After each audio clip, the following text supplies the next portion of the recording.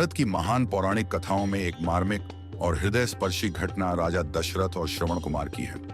यह कथा केवल एक संयोग मात्र नहीं थी, बल्कि यह दर्शाती है कि कर्म का फल अवश्य मिलता है, चाहे वह तुरंत हो या वर्षों बाद। इस घटना ने न केवल राजा दशरथ के जीवन को गहरे दुख में डाल दिया, बल्कि यह भविष्य में भगवान राम के वनवास का भी एक कारण बनी। श्रवण कुमार एक अत्यंत धार्मिक, माता पिता के प्रति कर्तव्यनिष्ठ और विनम्र युवक थे। उनके माता पिता बहुत वृद्ध और दृष्टिहीन थे। श्रवण कुमार ने अपनी पूरी जिंदगी अपने माता पिता की सेवा में समर्पित कर दी थी।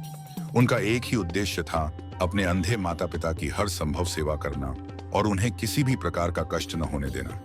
उनके माता पिता ने एक दिन उनसे तीर्थ यात्रा पर ले चलने की इच्छा व्यक्त की। श्रवण कुमार अपने माता पिता की इच्छा पूरी करने के लिए उन्हें एक विशेष प्रकार के कांवर में बैठाकर तीर्थ यात्रा पर निकले। वे जंगलों, नदियों और पहाड़ों को पार करते हुए विभिन्न पवित्र स्थानों की यात्रा कर रहे थे। उनका प्रेम और समर्पण इतना अद्वितीय था कि देवता भी उनकी भक्ति से प्रसन्न थे। उसी समय अयोध्या के महान सम्राट दशरथ अपने सैनिकों और सेवकों के साथ आखेट शिकार के लिए वन में गए थे। राजा दशरथ एक महान योद्धा थे और उन्हें श्रवण वेद आवाज सुनकर लक्ष्य भेदने की कला में निपुणता प्राप्त थी। यह कला इतनी कठिन थी कि केवल कुछ ही महान धनुर्धर इसमें महारत हासिल कर सकते थे। शिकार के दौरान दशरथ को अचानक किसी झरने के पास जल भरने की आवाज सुनाई दी। उन्हें लगा कि यह कोई जंगली जानवर है जो पानी पी रहा है। उन्होंने बिना देखे ही अपने तीर को उस दिशा में छोड़ दिया। तीर लक्ष्य को भेदता हुआ सीधे श्रवण कुमार के हृदय में जा लगा। जब तीर लगने से श्रवण कुमार जमीन पर गिर पड़े, उन्होंने दर्द से कराहते हुए राजा दशरथ को पुकारा। राजा दशरथ तुरंत वहां पहुंचे और जो दृश्य उन्होंने देखा उसने उनके हृदय को कंपा दिया। श्रवण कुमार, जो अपने माता पिता के लिए जल भरने आए थे, अब मृत्युशैया पर थे। उनकी आंखों में आंसू थे, लेकिन उनके चेहरे पर अपने माता पिता के प्रति असीम प्रेम झलक रहा था। श्रवण कुमार ने करुणामयी स्वर में कहा, राजन, आपने मुझ पर तीर चलाकर बहुत बड़ा अपराध किया है। मेरे माता पिता वह जंगल में प्यासे बैठे हैं और मेरी प्रतीक्षा कर रहे हैं। यदि आप सच में अपने अपराध का प्रायश्चित करना चाहते हैं, तो कृपया मेरे माता पिता को जल पिलाएं और उन्हें यह दुखद समाचार भी दें। यह कहते हुए उन्होंने अपने प्राण त्याग दिए। राजा दशरथ को इस बात का गहरा पछतावा हुआ कि उन्होंने एक निर्दोष और कर्तव्यनिष्ठ पुत्र की हत्या कर दी। उन्होंने कांपते हाथों से जल लेकर श्रवण कुमार के माता पिता के पास जाने का निश्चय किया। जब वे पहुंचे तो अंधे माता पिता ने कहा, बेटा, तू अब तक क्यों नहीं आया? हमें बहुत प्यास लगी है, जल्दी से हमें जल दे।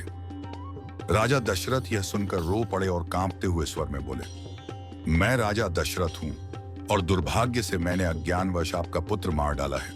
यह रहा उसका अंतिम संदेश और जल जिसे वह आपके लिए लाया था। श्रवण कुमार के माता पिता यह सुनते ही विलाप करने लगे। वे अत्यंत दुखी और क्रोधित हुए। उन्होंने राजा दशरथ को श्राप दिया, जिस प्रकार आज हम अपने पुत्र के बिना असहाय और पीड़ा से ग्रस्त हो गए हैं, उसी प्रकार एक दिन तुम भी अपने प्रिय पुत्र के वियोग में तड़प तड़प कर प्राण त्यागोगे। यह कहते ही वे भी अपने पुत्र के वियोग में अपने प्राण त्याग कर दिए। वर्षों बाद जब राजा दशरथ वृद्ध हो गए, तब उनकी सबसे प्रिय पत्नी कैकेयी ने अपने पुत्र भरत को राजा बनाने के लिए भगवान राम को 14 वर्षों के लिए वनवास भेजने की मांग की। यह सुनकर दशरथ के हृदय पर गहरा आघात लगा। जिस पुत्र राम को उन्होंने अपनी आंखों के सामने बड़े प्रेम से पाला था, वह अब उनसे दूर जाने वाला था। जब राम ने वनवास के लिए प्रस्थान किया तो राजा दशरथ को असीम पीड़ा हुई। उन्हें अचानक श्रवण कुमार के माता पिता का श्राप याद आ गया। जिस प्रकार हमने अपने पुत्र को खोकर दुख सहा, उसी प्रकार तुम भी अपने पुत्र वियोग में तड़पोगे। राजा दशरथ की दशा अत्यंत दयनीय हो गई। वे दिन रात राम को याद करते रहे और अंततः उनके वियोग में प्राण त्याग दिए। इस कथा से हमें क्या शिक्षा मिलती है? कर्म का फल अवश्य मिलता है। दशरथ ने जो भूल अनजाने में की थी, वह उनके जीवन का सबसे बड़ा दुख बन गई। माता पिता की सेवा सबसे बड़ा धर्म है। श्रवण कुमार जैसे पुत्र से हम सीख सकते हैं कि माता पिता की सेवा ही सच्ची भक्ति है। अज्ञानता भी अपराध हो सकती है। बिना देखे तीर चलाना